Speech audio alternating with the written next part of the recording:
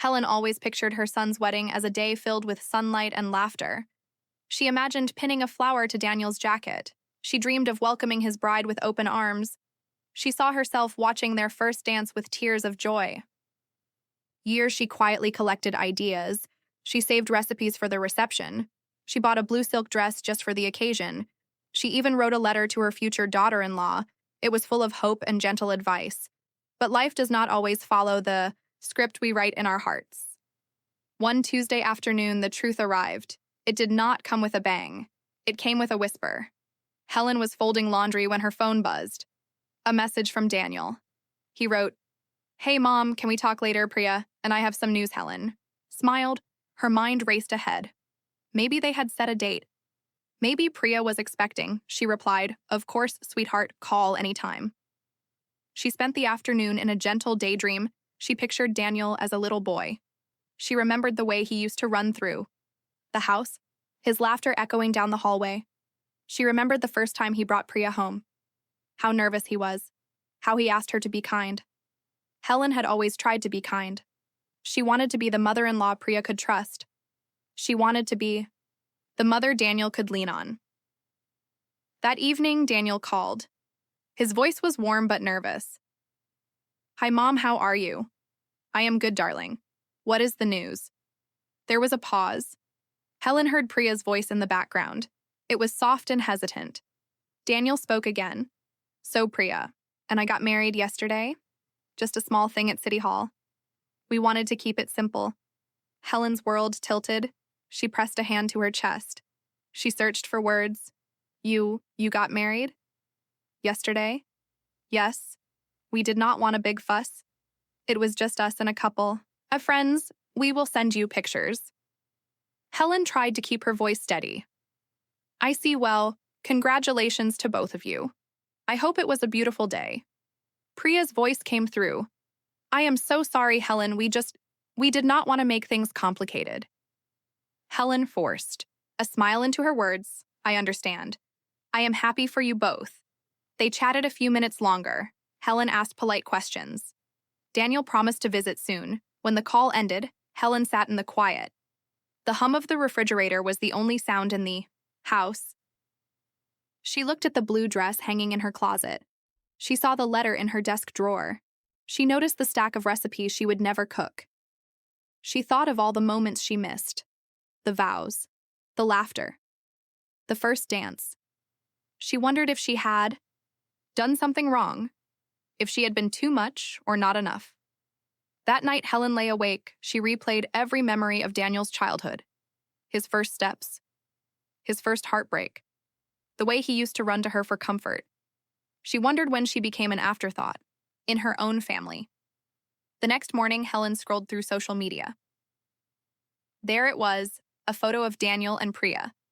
They were smiling in front of City Hall, rings shining in the sun. Friends and relatives posted congratulations, heart emojis, comments about how modern and refreshing it was to skip the big wedding. Helen's name was nowhere in the comments. No one asked where she was. No one wondered why she was not in the photos. She closed her laptop, her heart heavy. She made tea. She sat by the window. She let the ache settle in her bones. She did not cry. Not yet. Instead, she wrote a single line in her journal. Sometimes the hardest part of love is learning how to let go of the moments you never got to have. Helen folded the blue dress away. She tucked the letter back in her drawer.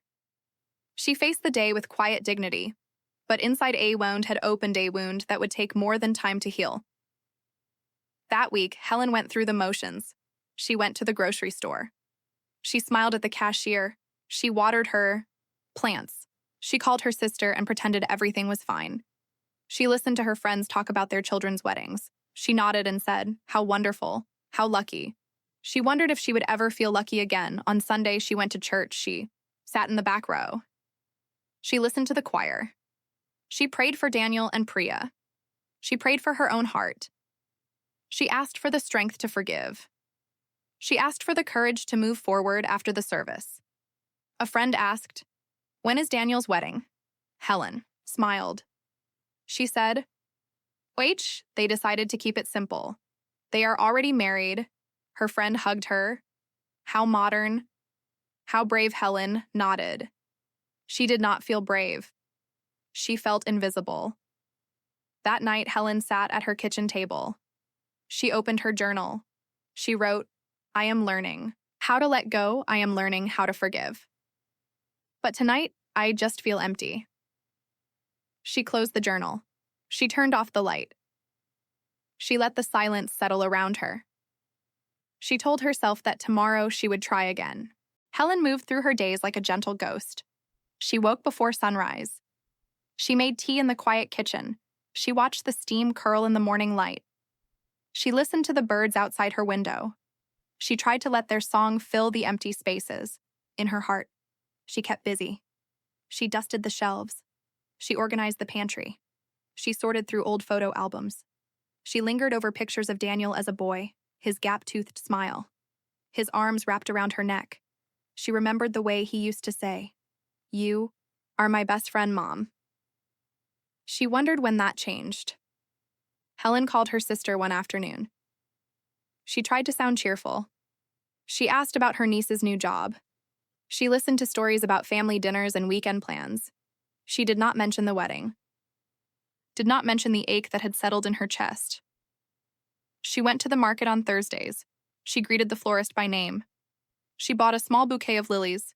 She placed them on the kitchen table. She told herself that beauty could still bloom in quiet places. At night, Helen sat by the window. She watched the streetlights flicker. She listened to the distant sound of laughter from other homes. She wondered if Priya's family had been there at City Hall. She wondered if Daniel missed her. She wondered if she would ever feel like a mother again. She opened her journal. She wrote, I am learning how to be alone. I am learning how to let go.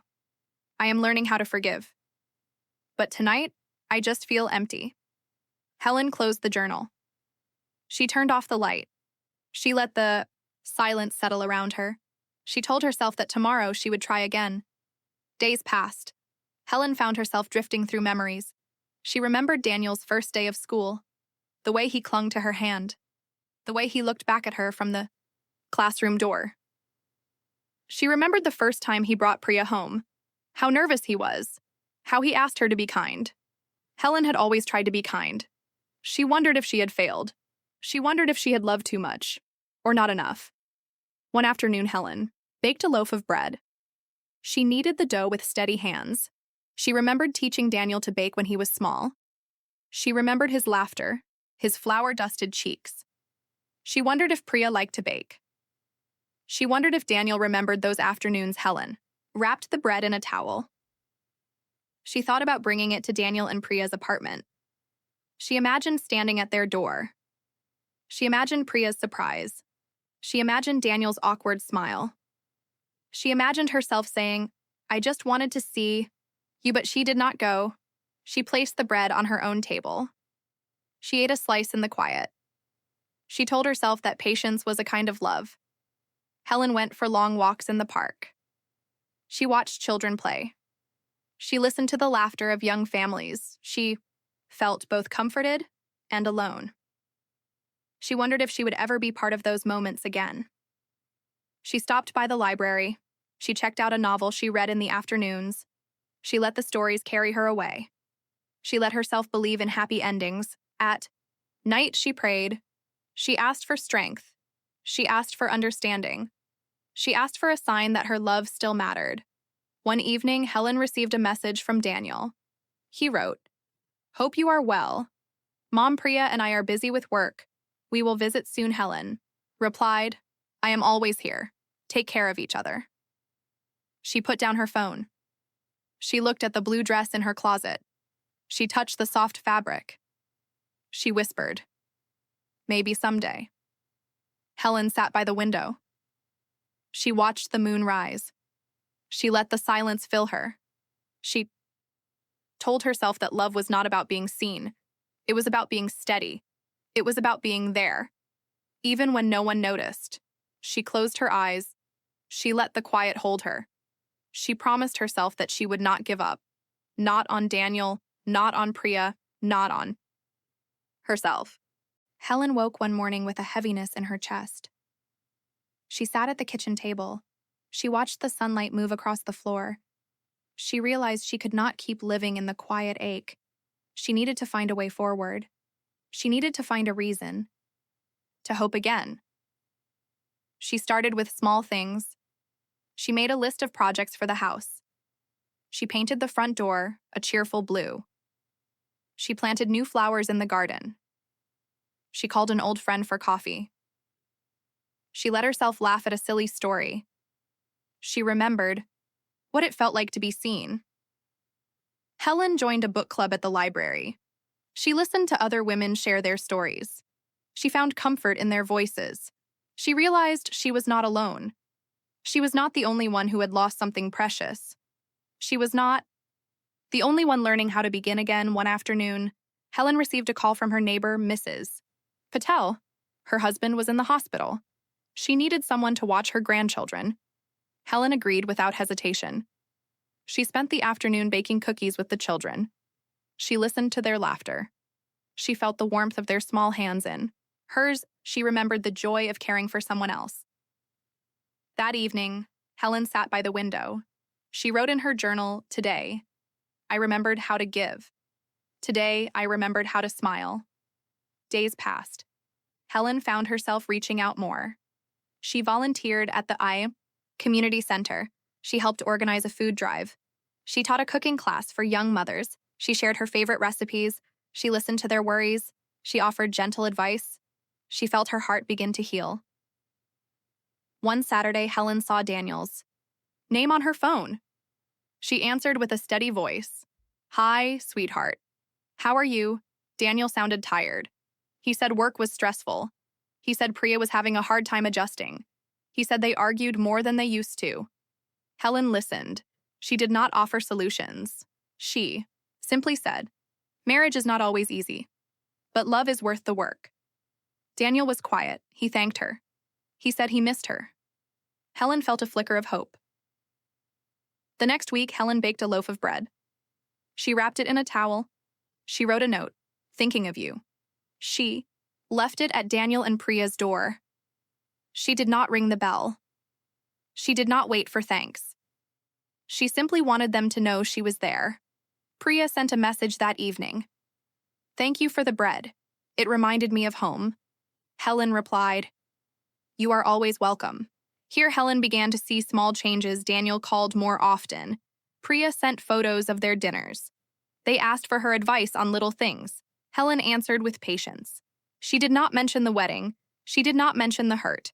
She focused on the present. She focused on love one evening.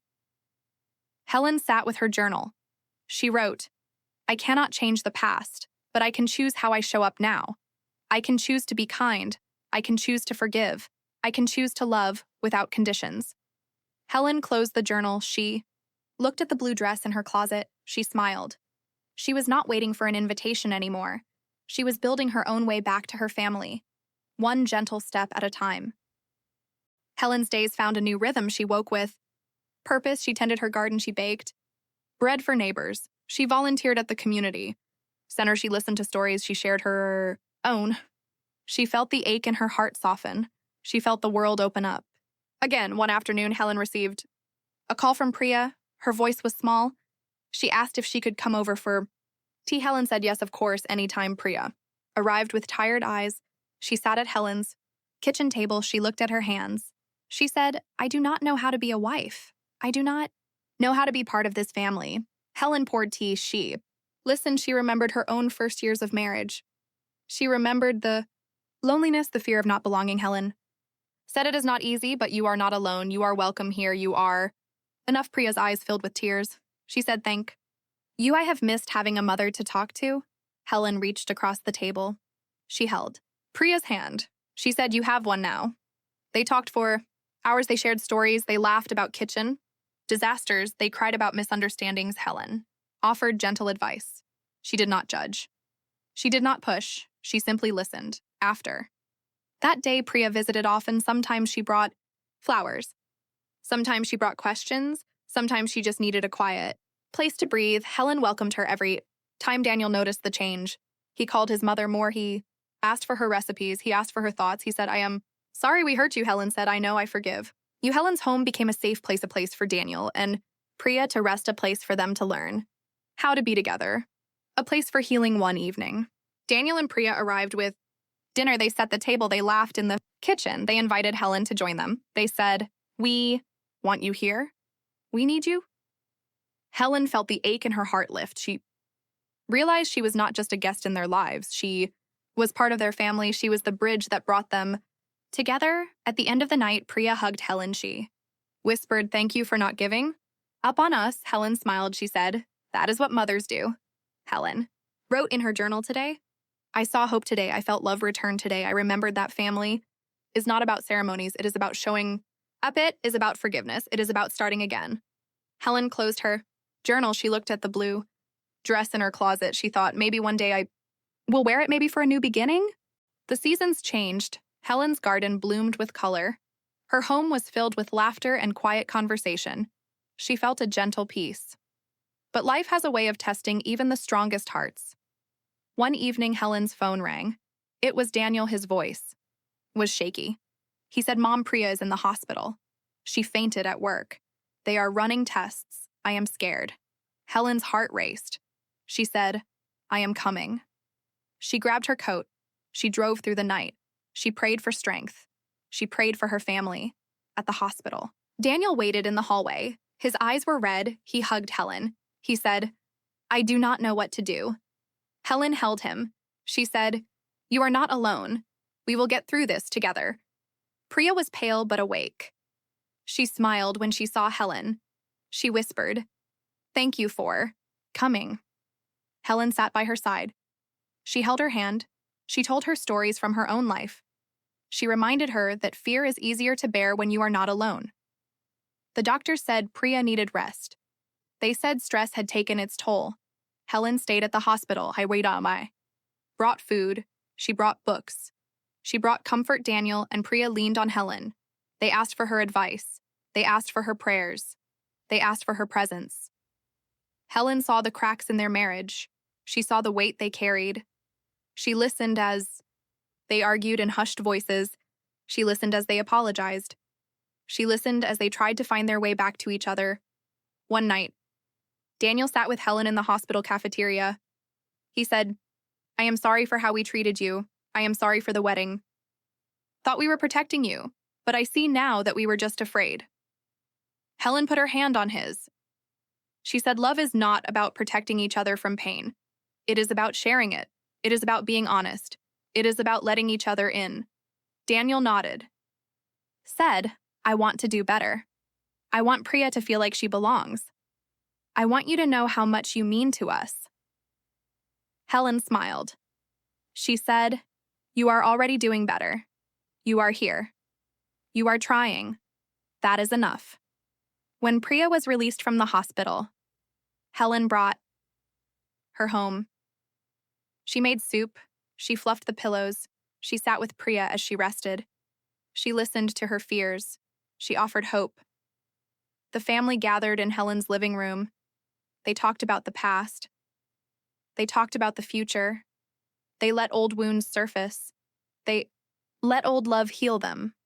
Helen wrote in her journal tonight, "My family came home tonight. We faced our pain. Tonight we chose each other."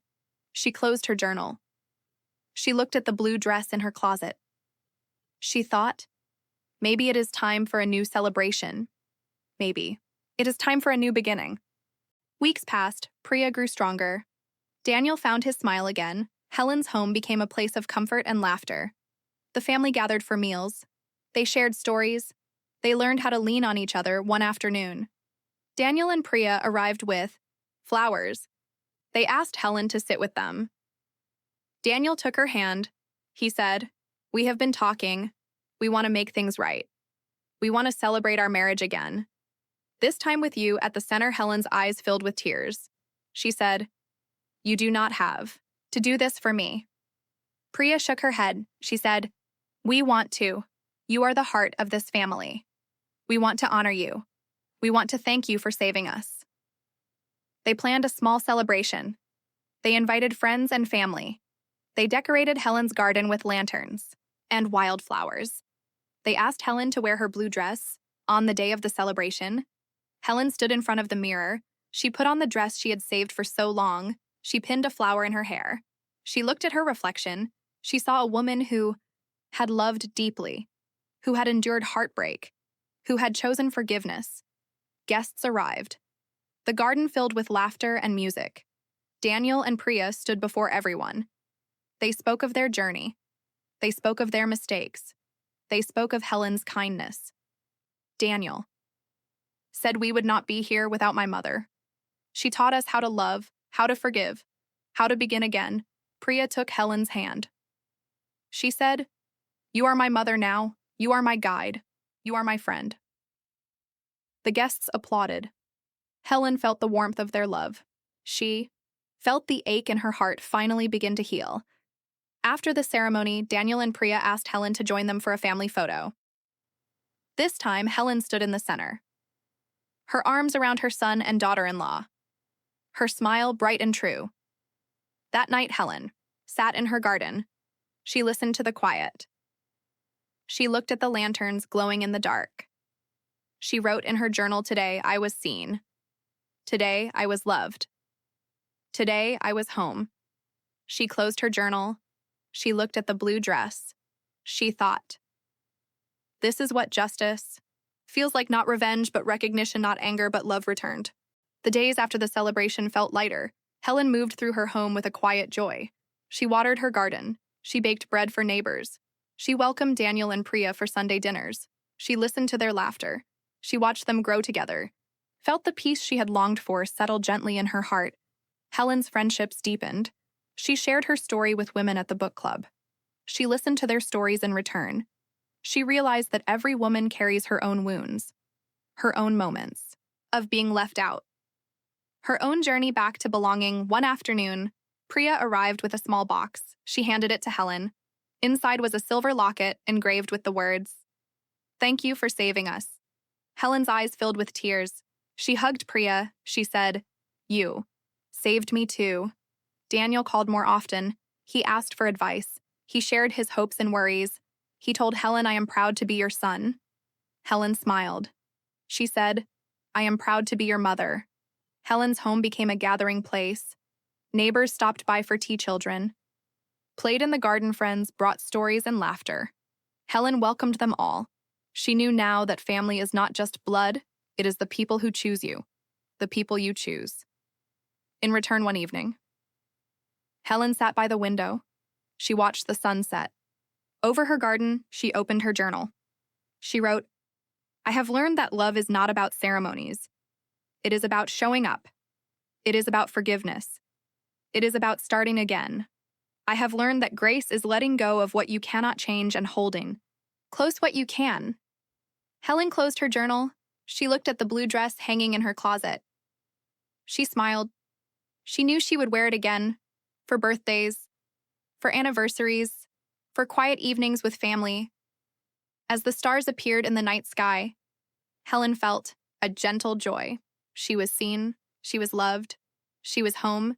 If this story touched your heart, follow and subscribe to Kindred Echo, where every heartbreak finds its voice and every lesson blooms again.